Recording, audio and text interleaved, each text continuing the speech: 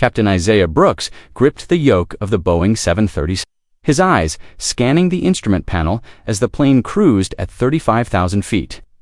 The cockpit hummed with the steady drone of engines, but the tension was thicker than the clouds outside. "You sure you're cleared for this approach, Captain?" Co-pilot Derek Vance sneered, his tone dripping with skepticism as he emphasized the rank. Isaiah's jaw tightened. He'd heard that tone before on his first flight as a pilot in the Air Force, even back in flight school when instructors questioned his every move. Derek leaned back, arms crossed, his voice low but sharp. "I mean, how'd you even get this gig?" "Affirmative action quota." Isaiah's fingers twitched on the controls, but he kept his voice steady. "Check the approach plate, Derek. It's standard ILS for JFK. You got a problem? Say it plain." Derek scoffed, muttering something about diversity hires.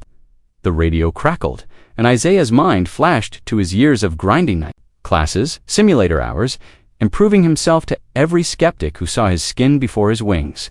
He glanced at the co-pilot's smug face, knowing this wasn't just about the approach. Derek's personnel file, which Isaiah had skimmed before the flight, hinted at a history of complaints and subordination, mostly, but nothing stuck. The guy had a chip on his shoulder, and Isaiah was his latest target. "You gonna answer the tower, or just sit there?" Derek pressed, his voice louder now. Isaiah keyed the mic, his response crisp. "United 214, cleared for ILS 2 to L, descending to 3,000. The tower acknowledged, but Derek's eyes stayed locked on him, daring him to slip. Isaiah knew this moment was a fuse, and one wrong move could light it. He didn't know that in 10 minutes, a single radio call would flip the script, exposing Derek's bias and grounding him for good. The cockpit felt smaller with every passing minute. Derek's questions grew sharper, each one a jab disguised as procedure. "You double-checked the fuel burn. Wouldn't want to screw this up in front of a TC." Isaiah's calm was a steel cage around his anger. He'd flown combat missions in the Air Force, navigated storms that grounded veteran pilots. Yet here was Derek, a guy with half his hours, acting like he was the one in charge. Isaiah caught the co-pilot glancing at his captain's bars, the 4 stripes gleaming on his shoulder. "Something on my uniform bother you?" Isaiah asked, his voice low but pointed. Derek smirked, "Just making sure they're real." The words hit like a slap, but Isaiah kept his focus on the descent checklist. Flashbacks crept in his first instructor at flight school, a grizzled ex-Navy guy, telling him, "You're good, Brooks, but you'll always have to be better." Isaiah had internalized that, logging 10,000 hours without a single incident. Now, Derek's insinuations were dragging up old wounds. The radio buzzed again, and Isaiah responded, his voice steady despite the storm inside. He knew Derek was fishing for a mistake, something to report to the airline's chief pilot. What Derek didn't know was that Isaiah had already alerted the flight ops supervisor about his co-pilot's attitude before takeoff, a precaution born of instinct. The supervisor's response had been curt. "Handle it, Captain." Isaiah intended to dot as the plane descended through 10,000 feet. Isaiah's mind drifted to the path that brought him here. At 19, he'd been a kid from Oakland, watching planes soar over the bay and dreaming of the cockpit. His mom, a single parent working 2 jobs, scraped together money for his first flight lesson. "You're gonna fly, Isaiah," she'd said, handing him $200. Flight school was a gauntlet, classmates whispering about token students, instructors nitpicking his every maneuver. He graduated top of his class, only to face more skepticism in the Air Force. "You're not here to fill a quota," his commander had told him after a flawless mission. "You're here because you're the best." Those words carried him. Through years of regional airlines, where he endured passengers mistaking him for a flight attendant and colleagues questioning his promotions. Now at 38, he was a captain at a major airline. But men like Derek still saw his skin first. The memory steeled him. He wasn't just fighting for his reputation today. He was fighting for every pilot who'd been doubted for reasons that had nothing to do with skill. The approach into JFK was textbook, but Derek's provocations didn't stop. "You sure about that glide slope? Looks off to me." Isaiah's patience snapped. "Enough, Derek. You've been riding me since we left Chicago. You got an issue? File a report. Otherwise, do your job." Derek's face reddened, but he didn't back down. Maybe I will. Someone's got to keep standards up. The words hung heavy, and Isaiah realized this wasn't just personal, it was systemic. Derek's attitude mirrored the whispers he'd heard for years that black pilots didn't belong in the left seat. The cabin crew's intercom buzzed, and the lead flight attendant's voice came through, hesitant. "Captain, we've got a situation." Passenger overheard the co-pilot talking. "They're upset." Isaiah's gut twisted. Derek's muttering hadn't been private. A passenger with a smartphone could turn this into a PR nightmare or worse, a safety issue. Isaiah made a split-second decision. He keyed the radio, his voice calm but firm. "JFK Ops, United 214, requesting a personnel change upon landing. Co-pilot unfit for duty." Derek's eyes widened. "You can't do that." Isaiah ignored him, focusing on the runway lights breaking through the clouds. Isaiah Brooks maintained his focus on the approach, hands steady on the yoke as the bowing 737 descended toward JFK. Derek Vance's earlier jab, "You sure you're cleared for this approach, Captain?" still lingered, but Isaiah ignored it. His voice crisp as he responded to the tower. "United 214, cleared for ILS-2 to L, descending to 3000. Derek's eyes bored into him, searching for a crack, but Isaiah kept his gaze on the instruments. The co-pilot's provocations had escalated throughout the flight. Each comment a thinly veiled challenge to Isaiah's authority. The radio call he was about to make would change everything. Derek leaned forward, his tone sharp. "You're skipping. The crosswind check, Sloppy Brooks." Isaiah's response was measured. "It's in the approach plate, Derek, verified at 10,000 feet. He didn't look at the co-pilot, but he could feel Derek's glare, the unspoken accusation that Isaiah's rank was unearned. The cabin crew's intercom buzzed, interrupting the exchange. The lead flight attendant's voice was low, urgent. "Captain, a passenger overheard the co-pilot. They're upset, talking about recording it." Isaiah's mind raced. Derek's muttering about quotas and diversity hires hadn't gone unnoticed. A passenger with a smartphone could escalate this beyond the cockpit, Isaiah assessed. His options? He could let Derek's behavior slide, file a report after landing, and hope HR took it seriously. But he'd seen the airline's pattern complaints against pilots with connections. Like Derek's uncle, a senior VP, often vanished. Isaiah's years in the Air Force had taught him to act decisively under pressure. He keyed the radio, his voice calm but firm. "JFK Ops, United 214. Requesting personnel change upon landing. Co-pilot unfit for duty." Derek's head snapped up. "You can't do that. You got no grounds." Isaiah didn't respond, his focus locked on the radio. The tower's reply came quickly. "United 214 confirmed personnel change request. State reason." Isaiah paused, choosing his words carefully. Accusing Derek of insubordination without evidence would be weak, and a vague claim might not hold. The flight attendant's call about the passenger gave him leverage. "JFK Ops, co-pilot's conduct has compromised crew cohesion and passenger confidence. Request replacement for return leg." Derek's face flushed, his voice a hiss. "You're making a mistake, Brooks. My uncle will hear about this." Isaiah ignored the threat, his attention on the tower's response. "United 214 requests. Approved. Stand by for ground crew coordination." Derek slammed his checklist onto the console. "You think you're untouchable? I'll have your job for this." Isaiah's voice remained steady. "Do your job, Derek. Monitor the approach." The co-pilot's hands shook as he adjusted the radio frequency. His movements jerky. Isaiah. Complaints for insubordination, none acted on due to his connections. This radio call was a risk, but silence was riskier. A passenger recording could already be circulating, and if it went public, the airline would face scrutiny. Isaiah's call to ops was a preemptive strike, forcing the issue before Derek could spin the narrative. The plane's autopilot chimed as it captured the glide slope, and Isaiah cross-checked the instruments. Derek's silence was heavy, but his earlier words echoed in Isaiah's mind doubts about his rank, his competence, his right to the left seat. Isaiah had faced those doubts before, from flight school instructors to regional airline managers. Now, Derek's bias had crossed a line, and the passenger's complaint gave Isaiah The opening he needed. The radio crackled again.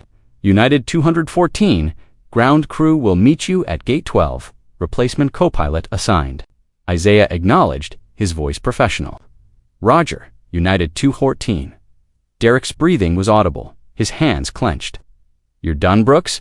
You think a radio call changes anything?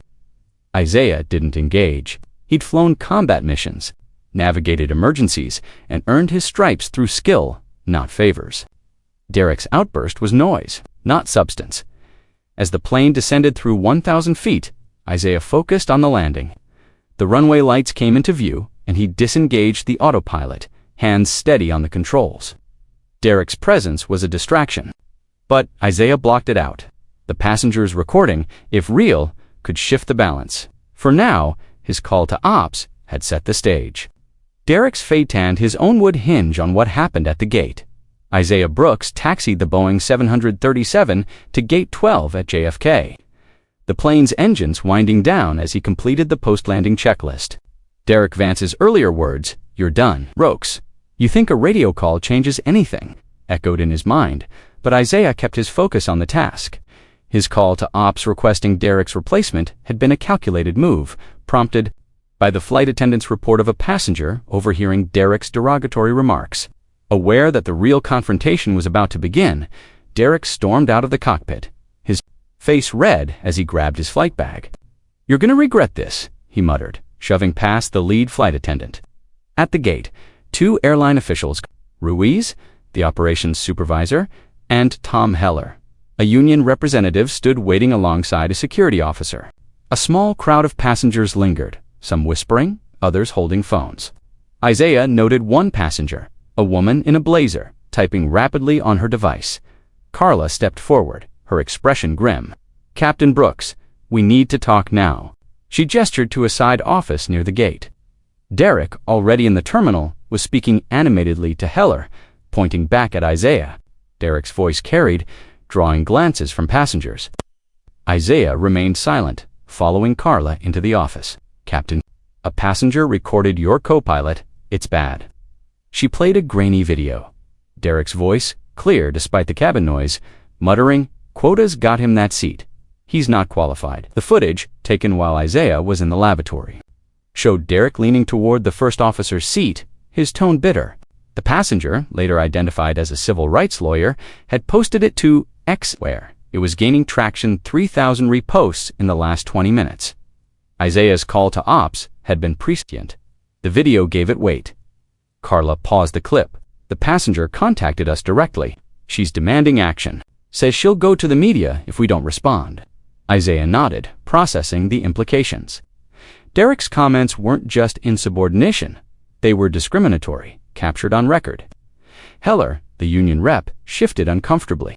Derek's claiming, "You provoked him, Captain. Says you mishandled the approach, and he was just doing his job." Isaiah's response was calm. The approach was standard ILS executed per procedure.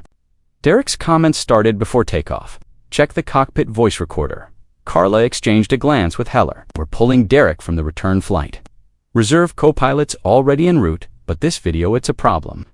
H involved, and Derek's uncle is on the phone with the chief pilot." Isaiah knew Derek's uncle, a senior VP, had shielded him before. The co-pilot's personnel file listed 3 prior complaints, disrespect to crew, challenging superiors, but none had led to discipline. Isaiah's report, backed by the video, could break that pattern. Heller leaned forward. "Captain, you sure you want to push this? A formal complaint could drag on, and Derek's got people in his corner." Isaiah met his gaze. He crossed a line. "Passenger safety and crew cohesion come first." Carla nodded. "We're grounding, Derek, pending investigation. But we need your full report by tomorrow." Isaiah agreed, knowing the report could either end Derek's career or backfire if the airline prioritized connections over accountability. As they left the office, Derek was still at the gate, now arguing with the security officer. "This is a setup. Brooks can't handle the job." The officer directed him to step aside, and Carla signaled Isaiah to board the plane. The reserve co-pilot, a veteran named Sarah Klein, was already reviewing the flight plan. "Heard about the situation," she said, her tone neutral. "Let's get this flight out." Isaiah took his seat, focusing on the pre-flight checks, but the video's impact lingered. It wasn't just about Derek Hitt. It was about every time Isaiah had been doubted. With comments split, some condemned Derek, others questioned the video's context. Isaiah didn't check his phone. He had a plane to fly, but he knew the confrontation wasn't over. The airline's response would depend on public pressure and internal politics. As the jet bridge pulled back, Isaiah prepared for takeoff, his resolve firm. He'd made the right call, and the truth was on his side. Isaiah Brooks guided the Boeing 737 back to Chicago. The return flight smooth under the guidance of the reserve co-pilot, Sarah Klein. Derek Vance's final jab, "You're done, Brooks. You think a radio call changes anything?" still echoed, but Isaiah focused on the landing, his hand steady on the yoke. The passenger's video, capturing Derek's racial remarks, had shifted the stakes. As the plane touched down, Isaiah knew the confrontation at JFK had set a chain of events in motion that would demand accountability, not just for Derek, but for the system that had shielded him. Sarah completed the post-landing checklist. "Good call on the radio, Captain," she said, her voice low. "That video's everywhere now." Isaiah nodded, aware the clip was spreading across X, amassing thousands of reposts. The airline's response would hinge on public pressure and internal politics. He unbuckled his harness, preparing for the fallout. His report to HR, due within 24 hours, would need to be precise. Detailing Derek's comments and the passenger's complaint without leaving room for misinterpretation. At the gate, Isaiah's phone buzzed with a message from Carla Ruiz, the operations supervisor. HR's reviewing the video. Derek's suspended pending investigation. Stay available for a follow-up. Isaiah replied, confirming he'd submit his report by morning. He knew Derek's uncle, a senior VP, would push back. The co-pilot's personnel file 3 prior complaints for insubordination. All dismissed suggested a pattern of protection. But the video, recorded by a civil rights lawyer, was undeniable evidence. Its viral spread forcing the airline's hand. By the next day, Isaiah had submitted his report, outlining Derek's remarks, his insubordination, and the passenger's complaint. He referenced the cockpit voice recorder, which would corroborate his account. Isaiah arrived at the Chicago headquarters, where Carla and an HR director, Linda Chen, waited. "The video's at 500,000 views," Linda said. "We're getting calls from media and advocacy groups." She paused, her tone professional. "Derek's claiming you exaggerated the incident, but the recorder backs you up." His comments were explicit. Isaiah maintained his composure. "I followed protocol." His behavior compromised crew cohesion and passenger confidence. Linda nodded. "We're terminating Derek." His uncle tried to intervene, but the board's involved now. Public pressure's too strong. Isaiah processed the news, knowing termination was rare for pilots with connections. The video had tipped the scales, exposing not just Derek's bias, but the airline's reluctance to act on prior complaints. Carla handed Isaiah a printed statement. The airline had issued a public response. "We have terminated the employee involved in the incident on United 214. We are committed to ensuring a safe and inclusive environment for all passengers and crew."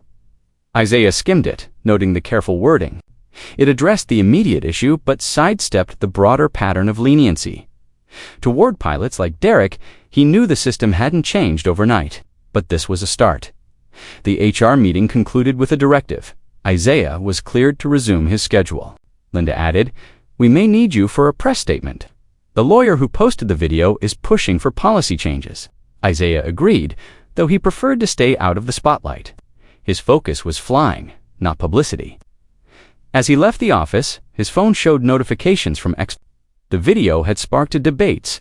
Some users defended Derek, citing free speech, while others demanded stronger diversity training. Isaiah scrolled briefly, then closed the app. He'd made his case in the cockpit and the report, not online. 2 days later, Carla called with an update. "Derek's appealing, but it won't stick. The union's backing off." Isaiah exhaled, the weight of the past days easing slightly. He thought of his mother, who'd worked 2 jobs to fund his first flight lesson. Her words clear. "You're gonna fly, Isaiah?" He had, through skepticism in flight school, bias in the Air Force, and doubts at regional airlines. Each time, he'd proven his worth with skill. not arguments. As he prepared for his next flight, Isaiah checked the crew roster. Sarah Klein was assigned as his co-pilot again, a relief after Derek's hostility. He boarded the plane, settling into the left seat, and ran through the pre-flight checks. The debate on X continued, with calls for systemic change in the industry. Isaiah didn't engage. His victory wasn't in likes or riposte, was in the cockpit, where he'd earned his place. He hoped the next pilot-facing bias would have an easier path, but he knew the fight for fairness was far from over.